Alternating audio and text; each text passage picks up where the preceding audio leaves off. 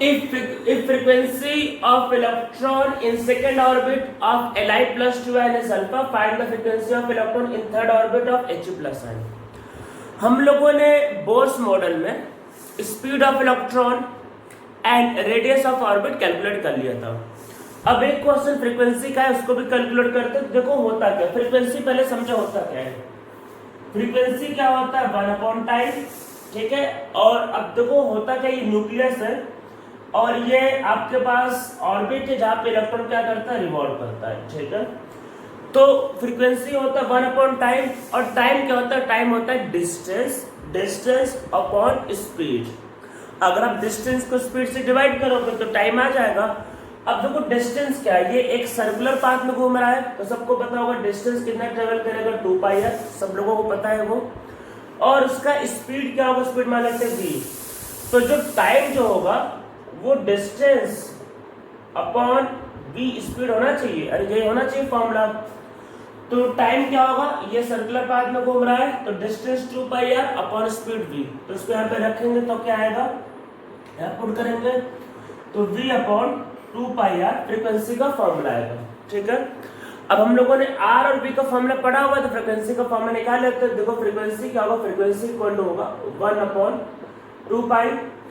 v का value क्या होता है, 2.18 10⁶. यही बताया था मैंने लास्ट वीडियो में. और z/n, और r का वैल्यू 0.53 अप्रोक्सीमेट 0.529 को मैंने 0.53 ले लिया इंटू 10⁻−10 n²/z.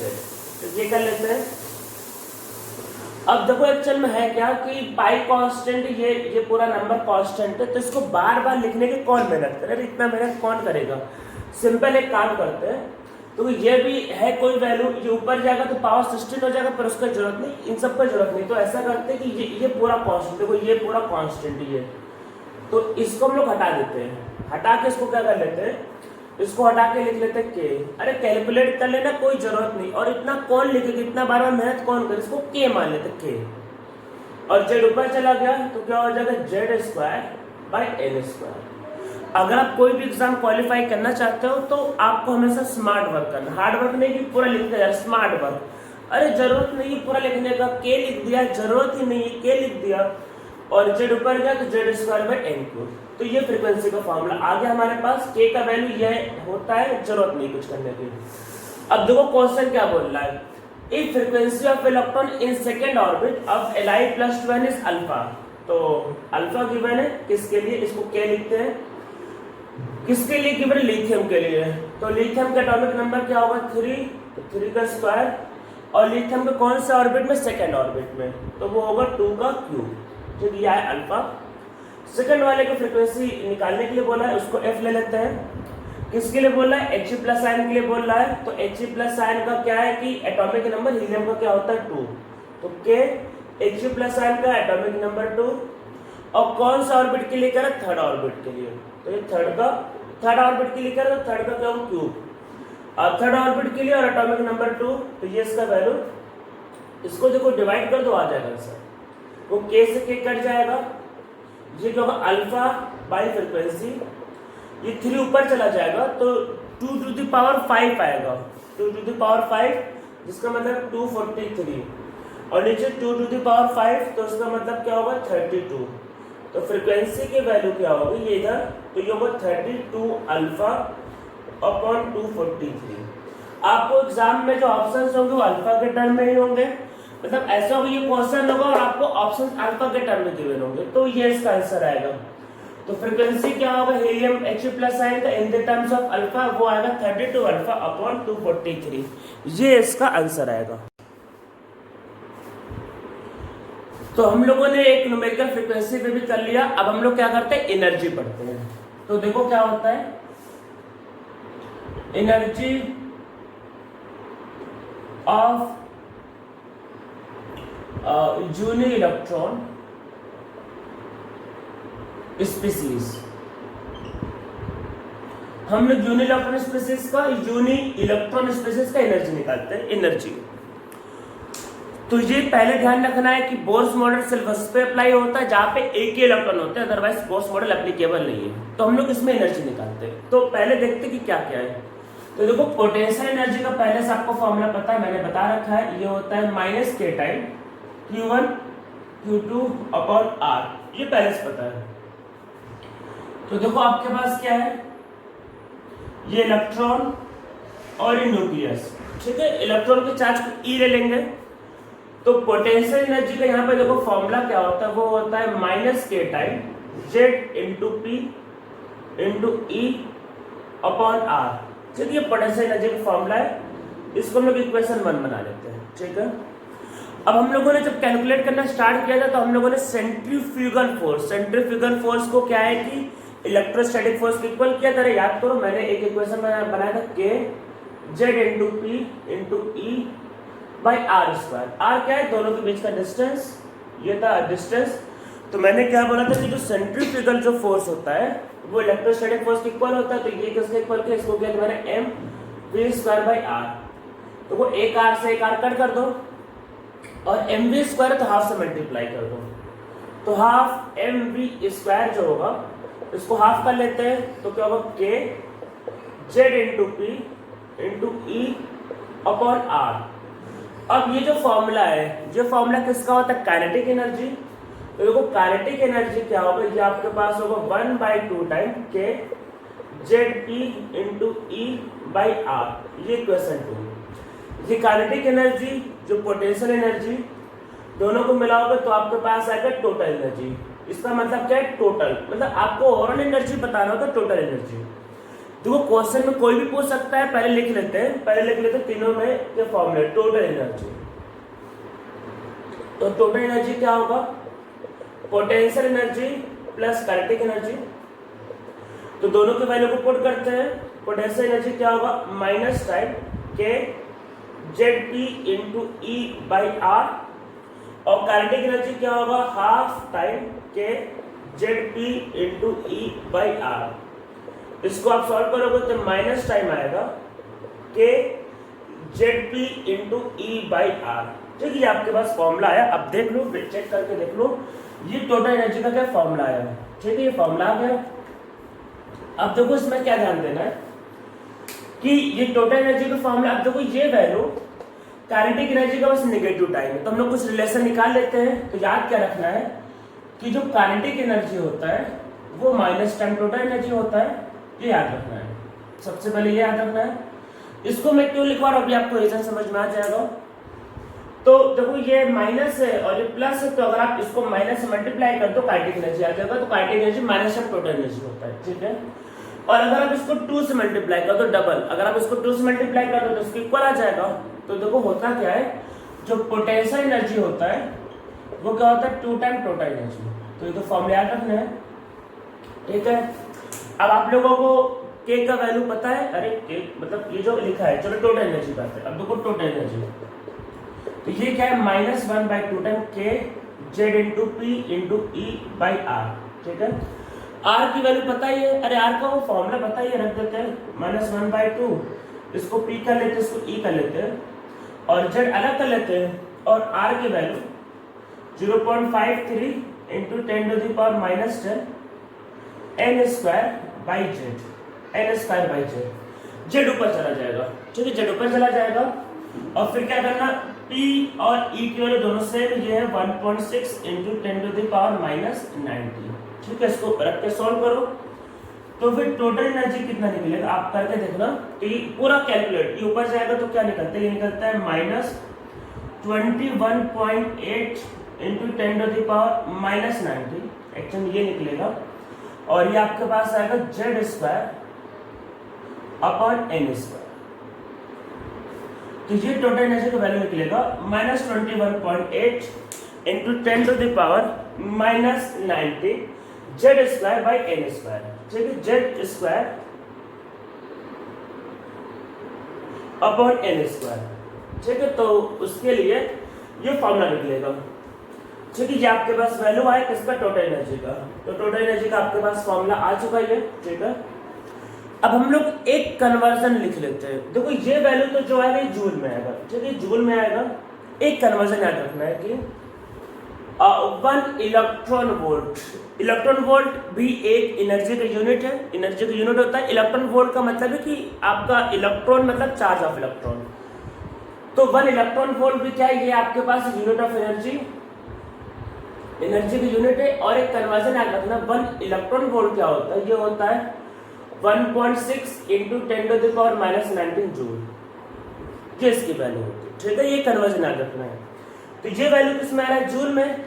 इसको हम लोग इलेक्ट्रॉन वोल्ट में कन्वर्ट कर लेते हैं। तो देखो टोटल एनर्जी क्या होता है, ये होता है -21.8 × 10⁻⁻19 अपॉन 1.6 × 10⁻⁻19।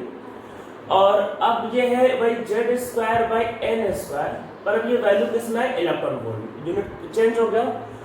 तो टोटल एनर्जी का जो फॉर्मूला होता है ये आपका कट जाएगा। इसको सॉल्व करो तो कितना आएगा, -13.6 Z²/n²। ये फॉर्मूला याद रखना, ये मैंने कहा ये फॉर्मूला याद करना। तो देखो आपको ज्यादा फॉर्मूले नहीं याद करने, ये फॉर्मूला याद करना है टोटल एनर्जी का। अगर ऑप्शन जूल के टर्म में दिया है तो इलेक्ट्रॉन वोल्ट की वैल्यू रख देना, जूल के टर्म में आ जाएगा। तो टोटल एनर्जी का फॉर्मूला क्या होता है, बहुत सिंपल है, -13.6 Z²/n²। ठीक है, टोटल एनर्जी का फॉर्मूला आ गया है। वैसे काइनेटिक एनर्जी और पोटेंशियल एनर्जी पूछने के चांस कम है। अगर आपको क्वेश्चन में बोला है फाइंड एनर्जी, एनर्जी का मतलब है टोटल एनर्जी, ठीक है, तो आपको यही निकालना है। अगर काइनेटिक एनर्जी और पोटेंशियल एनर्जी पूछा है, देखो मैंने इसका फॉर्मूला बता दिया है। अगर काइनेटिक एनर्जी पूछा है तो उसको प्लस ले लेना, और पोटेंशियल एनर्जी पूछा तो उसको डबल कर देना। ठीक है, तो सबके फॉर्मूला याद करने की जरूरत नहीं, बस क्या याद करना है, टोटल एनर्जी। तो हम लोगों ने क्या है कि अब देखो क्या का फॉर्मूला निकाल लिया है। देखो कुछ लोग क्या करते हैं, फ्रीक्वेंसी का फॉर्मूला निकाल लेते हैं, एक्सेलरेशन का भी निकाल लेते हैं, मैं भी निकाल के दिखा दूंगा, पर वो याद नहीं करना है क्योंकि उस पर क्वेश्चन आता नहीं है। और अगर पूछ भी लिया, बाई चांस पूछ लिया, तो आप एग्जाम में 10 या 15 सेकंड में खुद ही निकाल सकते हो फॉर्मूला। उसके फॉर्मूले बनाने में कोई टेंशन नहीं है। तो मैं आपको क्या है कि कम से कम फॉर्मूला बताना चाहता हूँ जिससे आपका एग्जाम में रिजल्ट सही आ जाए। और फालतू में फॉर्मूला याद करने की क्या जरूरत है, मेहनत क्या करो अपने कॉन्सेप्ट को मतलब मजबूत करने में, फालतू में याद करने में मेहनत मत करो। तो जरूरत नहीं है एक्सेलरेशन का, फ्रीक्वेंसी का फॉर्मूला निकालने की जरूरत नहीं, कोई जरूरत नहीं याद करने की। तो बस आपको मैंने अब देखो अभी मैं निकालने के पोटेंशियल एनर्जी फॉर्मूला तो उसकी जरूरत नहीं है। रिलेशन मैंने बता दिया है। रिलेशन क्या है कि टोटल एनर्जी का माइनस टाइम लोगे काइनेटिक एनर्जी आएगा, इसका डबल करोगे पोटेंशियल एनर्जी आएगा। 3 फॉर्मूले बस आपको याद करने, कौन कौन से।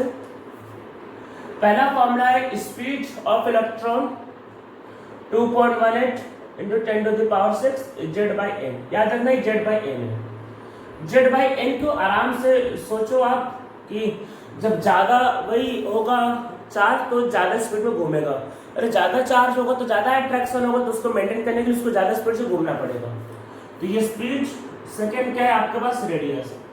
तो रेडियस क्या है 0.53, और ये क्या होगा, ये ध्यान रखना Z/n है, और ये n²/z है, n²/z। और इसका यूनिट क्या है, एंगस्ट्रॉम। ये एंगस्ट्रॉम है, मीटर में लेने के लिए 10⁻⁻10 से मल्टीप्लाई कर लेना। और जो तीसरा फॉर्मूला आपको याद रखना वो है energy. Energy means total energy. Energy का मतलब है टोटल एनर्जी है, तो उसका फॉर्मूला क्या है, -13.6, और ये Z²/n² मीन्स इसका स्क्वायर, Z²/n²। और ये यूनिट क्या है, इसका यूनिट है इलेक्ट्रॉन वोल्ट। याद रखना इलेक्ट्रॉन वोल्ट में है ये। और अगर जूल में कन्वर्ट करना होगा तो इस फॉर्मूले को आपको यूज करना पड़ेगा। ठीक है, तो ये हो गया। अब इसके अलावा मैं आपको एक फॉर्मूला और दिखा देता हूँ, पर उसको याद करने की जरूरत नहीं है। तो फ्रीक्वेंसी मैंने बता दिया, अगर फ्रीक्वेंसी का क्वेश्चन आएगा तो फ्रीक्वेंसी क्या होता है 1/टाइम, और टाइम क्या होगा 2πr/v। तो फ्रीक्वेंसी देखो निकल जाएगा। ठीक है, फ्रीक्वेंसी में कोई दिक्कत नहीं। एक हो सकता है एक्सेलरेशन का यूज पड़े, तो वो भी देख लेते हैं। यूज पड़ेगा, देख लेते कैसे करते हैं, याद नहीं करना है, याद नहीं करना, याद यही 3 करने हैं, ज्यादा मेहनत नहीं करनी, याद यही 3 करना है। सिंपल मैं बता देता हूँ कैसे होगा। तो एक्सेलरेशन जो होता है वो क्या होता है, अरे v/t।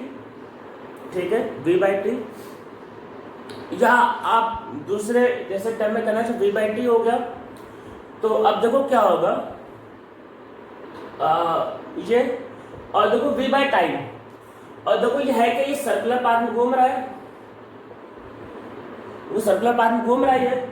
तो देखो टाइम क्या होगा, डिस्टेंस अपॉन स्पीड, अरे डिस्टेंस अपॉन स्पीड, तो v अपॉन ये 2 पाई r डिस्टेंस बाय स्पीड, इसके ऊपर भेज देंगे आएगा v स्क्वायर अपॉन 2 पाई r। तो v का फॉर्मूला पता है, r का फॉर्मूला पता है, रखना आ जाएगा, बस इतना करना है। देखो v का फॉर्मूला पता है, r का फॉर्मूला पता है, रखोगे आपके पास आ जाएगा, ठीक है ये। तो इसमें कोई दिक्कत नहीं, ऐसे जैसे निकालने का तरीका होगा। मैं कुछ वैल्यू निकाल के नहीं दिखा रहा आपको, तरीका मैंने बता दिया, इस तरीके से आप इसको सॉल्व कर सकते हो, ठीक है। तो हम लोग पहले इसमें एक दो सिंपल न्यूमेरिकल करते हैं। तो इसमें लिखते हैं आपके पास find kinetic energy, potential energy and total energy, तीनों निकालना है। If electron is present in third orbit of He plus ion, if electron is present in third orbit of He plus ion, एक वैल्यू निकालेंगे वो है total energy, वो निकालेंगे वो कितना हमारा 13.6 Z square by n square, ठीक है। निकालेंगे तुम्हारा 13.6 Z का वैल्यू हीलियम 2 का स्क्वायर और किसके लिए थर्ड ऑर्बिट, तो इसका स्क्वायर, तो ये इसका वैल्यू, इसको आप कैलकुलेट कर लेना, ये आएगा -54.4 ऊपर आएगा और बाई 9, ठीक है। इलेक्ट्रॉन वोल्ट किसमें होगा, इलेक्ट्रॉन वोल्ट में आएगा इसका वैल्यू, ठीक है। ये आ गया। अगर आपको काइनेटिक एनर्जी पूछा है तो इसको प्लस कर देना, तो होगा प्लस 54.4 बाई 9 इलेक्ट्रॉन वोल्ट, इसको प्लस में कर देना। और अगर पोटेंशियल एनर्जी पूछा है तो इसको डबल कर देना, तो -108.8 बाई 9 इलेक्ट्रॉन वोल्ट, ठीक है। तो ये इसके फॉर्मूले आएंगे, तो समझ में आप लोगों को आ गया होगा, इस तरीके से इसको सॉल्व करना होता है। तो हम लोग एक क्वेश्चन इसमें एक अच्छा क्वेश्चन कर लेते हैं, बेसिक क्वेश्चन तो बहुत मिलेंगे, एक अच्छा क्वेश्चन कर लेते हैं। If force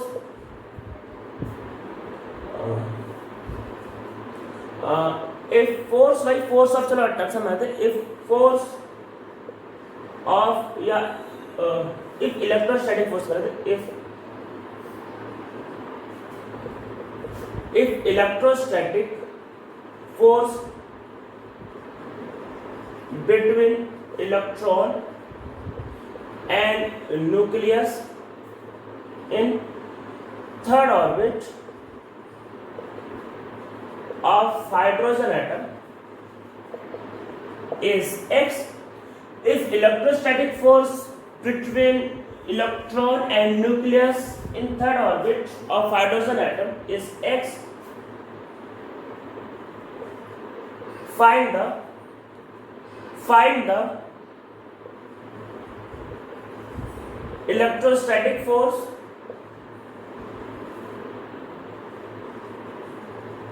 between, find the electrostatic force between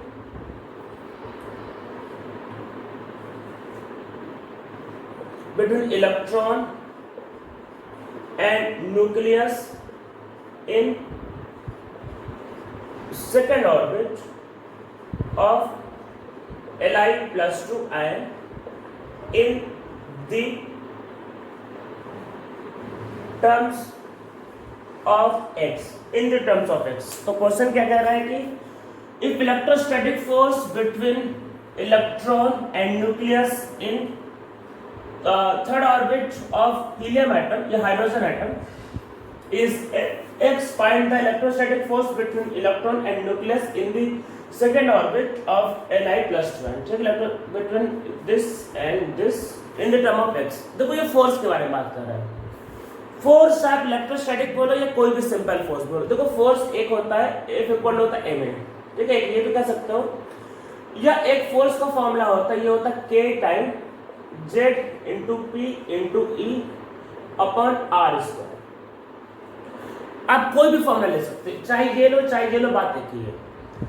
आप जिससे करना चाहो कर सकते हो, बात एक ही है, ठीक है, कोई दिक्कत नहीं। आप कोई भी आपको मैंने इससे करने का, मैं इससे करके निकालता हूँ, इससे भी करना चाहो तो बात एक ही है।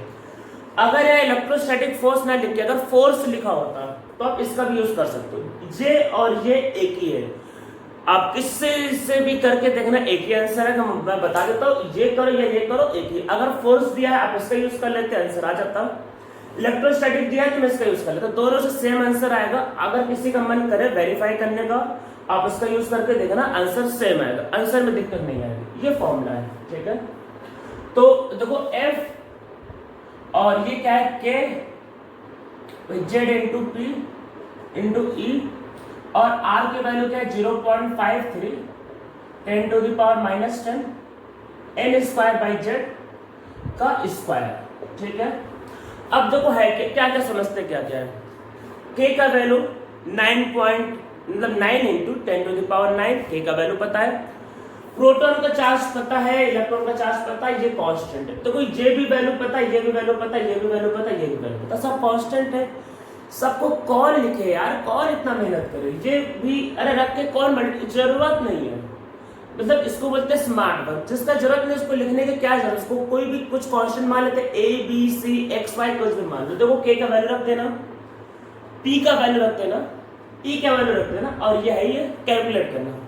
जो भी आएगा उसको मान लो चलो X, अरे जो भी आया X मान लो, कुछ ना कुछ आएगा X मान लो। और देखो N और Z ऊपर जाएगा तो Z ऑलरेडी है और ये स्क्वायर है, तो ये हो जाएगा Z³ upon n to the power 4। तो आगे कांस्टेंट है, चलो इसको कांस्टेंट को चलो A ले लेते हैं, A ज्यादा अच्छा लगेगा। आगे कांस्टेंट A एक्चुअल में क्या है, A है क्या, K का वैल्यू रखना, P का वैल्यू रखना, E का वैल्यू रखना, और ये वैल्यू। देखो जिसका यूज नहीं है उसको निकालने का कोई मतलब नहीं। आपको निकालने का मन करे निकाल लो, मुझे जरूरत नहीं है, मुझे पता है, तो कोई जरूरत नहीं निकालने की। हमें मेनली चाहिए था Z और N का रिलेशन। अगर आप इस फॉर्मूले को भी अप्लाई करोगे तो इससे भी यही रिलेशन आएगा, रिलेशन यही निकलेगा, इस रिलेशन का हमें यूज ही यही रिलेशन निकलेगा। आप करके देखना ये रिलेशन आएगा। तो ये फोर्स का रिलेशन है, यही जिसे हमको यही चाहिए था, ये चाहिए था Z³ n to the power 4। आगे वाला टर्म कांस्टेंट उससे मतलब नहीं। अब देखो जो क्वेश्चन बोला वही करते हैं। इलेक्ट्रोस्टैटिक फोर्स क्या गिवन है X, कब, जब इलेक्ट्रॉन कहां प्रेजेंट है, third orbit hydrogen atom, hydrogen का एटॉमिक नंबर 1, तो 1 का क्या होगा क्यूब, और किसके थर्ड ऑर्बिट मींस इसका क्या होगा 3 का पावर 4। अरे थर्ड ऑर्बिट गिवन है, तो n का वैल्यू 3, तो 3 टू द पावर 4। और हमें इलेक्ट्रोस्टैटिक फोर्स निकालना है आपके, और किसमें निकालने के लिए बोला है कि आपके पास सेकंड ऑर्बिट, ठीक है, सेकंड ऑर्बिट के लिए बोल रहा है। तो n का वैल्यू 2 सेकंड ऑर्बिट के लिए बोल रहा है, सेकंड ऑर्बिट के लिए किसके लिए, लिथियम के लिए। तो क्या होगा, लिथियम के लिए बोल रहा है, किसके सेकंड ऑर्बिट के लिए, तो लिथियम के लिए बोला ना, लिथियम आयन। तो लिथियम आयन में Z का वैल्यू क्या होगा भाई 3, तो 3 का क्यूब। अरे लिथियम आयन के लिए बोल रहा है, लिथियम की Z का वैल्यू 3, और लिथियम का कौन सा ऑर्बिट, सेकंड ऑर्बिट, तो सेकंड ऑर्बिट का क्या होगा पावर 4, ठीक है, ये आएगा। इसको डिवाइड कर लेते हैं, A से A कट जाएगा, तो जब कट जाएगा तो मैं इसके आगे कैलकुलेशन यहाँ पे कर देता हूँ। जब कट जाएगा देखो क्या होगा, कटने के बाद क्या आएगा, ये आएगा X/F, और ऊपर चला जाएगा तो 16, और ये आएगा 3 टू द पावर 7, ये आएगा।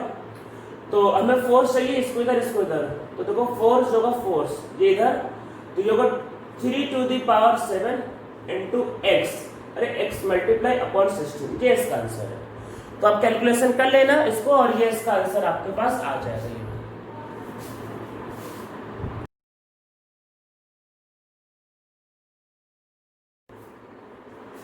तो एनर्जी का फॉर्मूला आप लोगों को समझ में आ गया होगा, और उस पर जो न्यूमेरिकल करा है वो भी आप लोगों को समझ में आ गया होगा। अब हम लोग देखो कुछ चीजों को देखते हैं। तो मैं हाइड्रोजन के लिए कुछ वैल्यू को लिखने जा रहा हूं, उसको याद रखना है, वो आपके लिए अच्छा रहेगा। देखो याद नहीं रखोगे तब भी अच्छा रहेगा, पर याद कर लोगे तो आपके लिए बहुत अच्छा रहेगा। स्पेशली अगर आप नीट की तैयारी कर रहे हो, सीईटी की तैयारी कर रहे हो, जेईई मेन की तैयारी कर रहे हो, तो आपके लिए बहुत अच्छा रहेगा। एडवांस में उतना फर्क नहीं पड़ेगा, पर इन तीनों एग्जाम्स के लिए ये बहुत अच्छा रहेगा अगर आपको वैल्यू याद है। तो ये मतलब आपका टाइम काफी ज्यादा सेव करेंगे, क्योंकि इन सब एग्जाम्स में टाइम काफी ज्यादा इंपॉर्टेंट होता है। तो देखो होता क्या है, एनर्जी का फॉर्मूला बस अभी ई लिखेंगे। भाई एनर्जी में टोटल एनर्जी कितना होता है, -13.6 Z²/n² इलेक्ट्रॉन वोल्ट। अगर हाइड्रोजन के लिए पहले करते हैं, for hydrogen, for H atom तो उसमें जेड का वैल्यू क्या आएगा 1, तो एनर्जी क्या होगा, एनर्जी हो जाएगा -13.6 upon n square electron volt. ठीक है, इसका वैल्यू है, कुछ वैल्यू को लिख लेते हैं।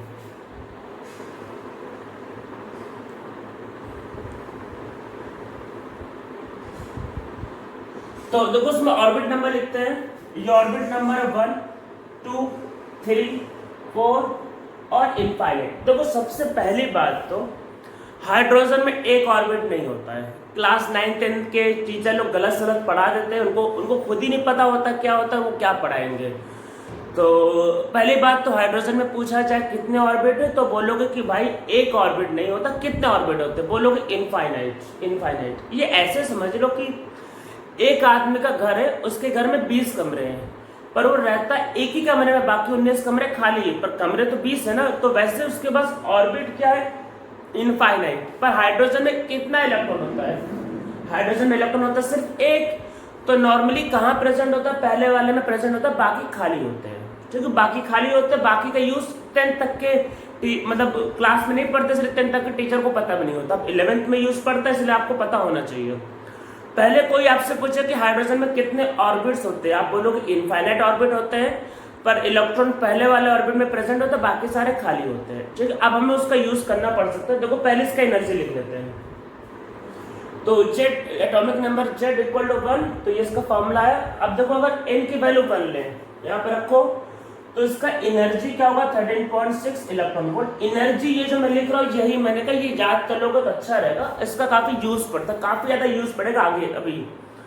तो अब देखो अगर सेकंड ऑर्बिट n का वैल्यू 2 रखो, इसको सॉल्व करो, दिस वैल्यू -3.4 इलेक्ट्रॉन वोल्ट। ये काफी ज्यादा यूज पड़ेगा, वैसे आप लोगों को खुद ही याद हो जाएगा। n का वैल्यू 3 रखो, तो ये आएगा -1.51 इलेक्ट्रॉन वोल्ट, ये थर्ड वाले ऑर्बिट के वैल्यू। n का वैल्यू 4 रखना, तो ये आएगा -0.85 इलेक्ट्रॉन वोल्ट। आप देखो गौर करो, देखो ये न्यूक्लियस के पास है, देखो न्यूक्लियस है, पहला ऑर्बिट, दूसरा ऑर्बिट, तीसरा ऑर्बिट, चौथा ऑर्बिट, तो देखो वैल्यू बढ़ रही है। तो आप क्या बोलोगे, देखो आप खुद सोचो, न्यूक्लियस इलेक्ट्रॉन के अगर पास है तो क्या होगा, तो आपके पास स्टेबिलिटी होगी, और स्टेबिलिटी होगी तो एनर्जी कम। हमेशा याद रखना है कि एनर्जी कम तो स्टेबिलिटी ज्यादा। याद रखना है क्या, एनर्जी कम स्टेबिलिटी ज्यादा। न्यूक्लियस के अगर इलेक्ट्रॉन पास में है तो अट्रैक्शन ज्यादा होगा, स्टेबिलिटी होगी तो एनर्जी कम। जैसे जैसे दूर जाएगा तो याद रखना एनर्जी बढ़ेगा, तो एनर्जी बढ़ रहा है। और अगर आप इसको इनफाइनाइट लोगे तो एनर्जी क्या होगी, ज्यादा होगी और जीरो। तो पहली बात याद ये रखना है कि as orbit number increases energy of electron also increases। तो क्या रखना है कि as orbit number increases energy of electron also increases। तो एनर्जी ऑफ इलेक्ट्रॉन भी क्या होता है, बढ़ने लगता है। अब हम लोग इसमें कुछ टर्म समझते हैं। देखो होता क्या है, एक न्यूक्लियस है, मान लो न्यूक्लियस, और हाइड्रोजन या कोई भी एटम, मान लो आप हीलियम के लिए करो, लिथियम के लिए करो, हम लोग बोर्स मॉडल में एक ही इलेक्ट्रॉन का केस पढ़ते हैं। बोर्स मॉडल में कोई भी हो, चाहे वो हीलियम हो, चाहे वो लिथियम हो, चाहे वो बेरिलियम हो, इलेक्ट्रॉन कितना होता है, सिर्फ एक इलेक्ट्रॉन होता है। तो न्यूक्लियस है और एक इलेक्ट्रॉन है, तो इलेक्ट्रॉन बाय डिफॉल्ट कहाँ प्रेजेंट होगा, अगर एक ही इलेक्ट्रॉन तो कहाँ प्रेजेंट होगा, पहले वाले स्टेट में। तो पहले वाले स्टेट को हम लोग बोलते हैं ग्राउंड स्टेट। ये एक वर्ड याद रखने कुछ अभी ऐसे, ग्राउंड स्टेट। तो ग्राउंड स्टेट क्या होता है, ग्राउंड स्टेट आपके पास होता है, ग्राउंड स्टेट होता है आपके पास जहां पे पहले, ग्राउंड मतलब कि जहां पे पहले से प्रेजेंट है। तो ये क्या होता है आपके पास, जो होता है first orbit for uni electron species. Uni electron मतलब जहां एक इलेक्ट्रॉन होता है, अगर एक ही इलेक्ट्रॉन है तो बाय डिफॉल्ट कहाँ होगा इलेक्ट्रॉन, पहले वाले ऑर्बिट में होगा। तो फर्स्ट ऑर्बिट होता है किसके लिए, फॉर यूनि इलेक्ट्रॉन स्पीसीज। तो ये होता है first orbit for uni electron species. तो ग्राउंड स्टेट क्या होता है, पहला स्टेट। ठीक है, पहला स्टेट को बोलते हैं आपके पास ग्राउंड स्टेट। ये होता है आपके पास वही पहला स्टेट, ग्राउंड स्टेट किसके लिए, यूनि इलेक्ट्रॉन स्पीसीज के लिए। अब हम लोग इसमें कुछ देखो टर्म समझते हैं। जो ग्राउंड स्टेट समझ में आ गया होगा, एनर्जी याद कर लेना। अब देखो एक टर्म समझते हैं। तो वो इलेक्ट्रॉन जो है, इलेक्ट्रॉन यहाँ प्रेजेंट है। इलेक्ट्रॉन अगर यहां से ऊपर जाता है, ऊपर, तो अगर ऊपर जाएगा तो उसको हम लोग बोलते हैं दिस इज एक्साइटेड स्टेट। तो ये क्या कहलाएगा, एक्साइटेड स्टेट। देखो पहला वाला स्टेट कहलाएगा ग्राउंड स्टेट, ऊपर का स्टेट क्या कहलाता है, एक्साइटेड स्टेट। तो इसमें क्या होता है कि ये क्या होता है, state of electron above ground state. किसके, ग्राउंड स्टेट के ऊपर, above ground state are known as excited state of electron above ground state। तो state of electron above ground state, ground state के ऊपर जो होता है state of electron above ground state are known as excited state. तो ground state के ऊपर के जो स्टेट होता है वो क्या कहलाता है, एक्साइटेड स्टेट। ठीक है, ये अब देखो एक्साइटेड स्टेट तो ये भी होगा, ये भी होगा, ये भी होगा, तो कैसे इसको कैसे बोलेंगे, तो इसको समझते हैं। तो अब देखो ये ग्राउंड स्टेट है, ग्राउंड स्टेट से कहां पे आ रहा है, सेकंड वाले में। ग्राउंड स्टेट तो है पहला वाला, उससे कहा जा रहा है सेकंड वाले में। तो अगर सेकंड वाले में आ रहा है मतलब एक ही जंप हो, एक ही जंप, तो हम लोग इसको बोलते this is first excited state. अगर एक ही जंप हो रहा है तो बोलेंगे फर्स्ट एक्साइटेड स्टेट। अगर वो पहले वाले से तीसरे वाले में जंप करता, मैं पहले से तीसरे में जंप करता हूं, तो ये क्या रहता है आपके पास, सेकेंड एक्साइटेड स्टेट। अगर पहले से तीसरे में जंप किया तो ये क्या कहलाएगा, सेकेंड एक्साइटेड स्टेट। तो ये क्या होगा, सेकेंड एक्साइटेड स्टेट। में क्या होता है, तो इधर लिखते हैं हम लोग स्टेट और इधर लिखते हैं एक्साइटेड स्टेट, ये आपको ध्यान रखना है। तो अगर आपके पास जैसे मान लेते हैं पहले, अगर आपके पास ये 1, तो 1 को क्या बोलते हैं, अगर स्टेट 1 है तो उसको बोलेंगे ग्राउंड स्टेट। पहला स्टेट को बोलते हैं ग्राउंड स्टेट। यार ये सब मैं इसलिए बता रहा हूँ, ऐसे क्वेश्चन में लिखे रहते हैं कि electron is shifted from ground state to fourth excited state. तो आपको मतलब तो पता होना चाहिए कहां से कहां जाना है। तो n इक्वल टू 1, मतलब 1 के लिए क्या होता है, ग्राउंड स्टेट। अगर 2 है तो 2 को बोलते हैं फर्स्ट एक्साइटेड स्टेट, मतलब सेकेंड स्टेट को बोलेंगे फर्स्ट एक्साइटेड स्टेट। अगर 3 है तो उसको बोलते हैं सेकेंड एक्साइटेड स्टेट। अगर 4 है तो उसको बोलोगे थर्ड एक्साइटेड स्टेट। और अगर मान लो यहां चला गया इनफाइनाइट के आगे तो कुछ हो ही नहीं सकता है। अगर वो इनफाइनाइट पे बेस्ड है तो उसको हम लोग बोलेंगे दिस इज लास्ट, मतलब इससे ज्यादा तो हो ही नहीं सकते, तो आखिरी है, तो उसको बोला आपको लास्ट एक्साइटेड स्टेट। समझ में आ रहा है, लास्ट। तो ऐसे इसको इनफाइनाइट -1 कुछ नहीं होता। ठीक है, इनफाइनाइट बहुत बड़ा नंबर है, उससे -1 कुछ नहीं होता, ये चीज ध्यान रखना है। अगर पहला स्टेट है तो ग्राउंड स्टेट, सेकंड को first excited state, second excited state. और अगर इनफाइनाइट चला गया, मींस वो आखिरी में चला गया, तो उसको आप बोलोगे क्या, कि लास्ट एक्साइटेड स्टेट। तो ये आपको बड़ा याद रखना है, लास्ट एक्साइटेड स्टेट। अब इसमें क्वेश्चन टर्म याद रखना है। तो एक टर्म होता है आयनाइजेशन एनर्जी। तो देखो आयनाइजेशन एनर्जी जो होता है हम लोग नेक्स्ट वाले चैप्टर में फिर से एक बार डिफाइन करेंगे, पर वहां पे डिफाइन करने का तरीका दूसरा होगा, यहाँ पे दूसरा। यहाँ पे समझते हैं यहाँ पे क्या है। देखो आपके पास जो हाइड्रोजन है, ये न्यूक्लियस था और ये इलेक्ट्रॉन। हमने इसका एनर्जी निकाला, कितना एनर्जी, -13.6 इलेक्ट्रॉन वोल्ट। ये अट्रैक्शन इतना है। अगर आपको इस इलेक्ट्रॉन को बाहर निकालना है, मान लो इसको बाहर निकालना है, तो कम से कम इतनी एनर्जी लगानी पड़ेगी। आयनाइजेशन का मतलब क्या होता है, आयन बनाना है। आयनाइजेशन का मतलब energy required to remove the electron, energy required to remove the electron, कि कितनी एनर्जी लगाए कि इलेक्ट्रॉन निकल जाए। तो जितनी एनर्जी है उतनी एनर्जी लगा दो, बस हो गया। तो ये आयनाइजेशन का मतलब क्या होता है, ये होता है जो होता है आपके पास energy required to remove the electron, energy required to remove the electron, energy required to remove the electron। Electron को रिमूव करने के लिए जो एनर्जी लगती है वही होता है ionization energy, energy required to remove the electron. तो इलेक्ट्रॉन को निकालने की जो भी एनर्जी होगी वही होती है आपका, मतलब वही होता है आयनाइजेशन एनर्जी।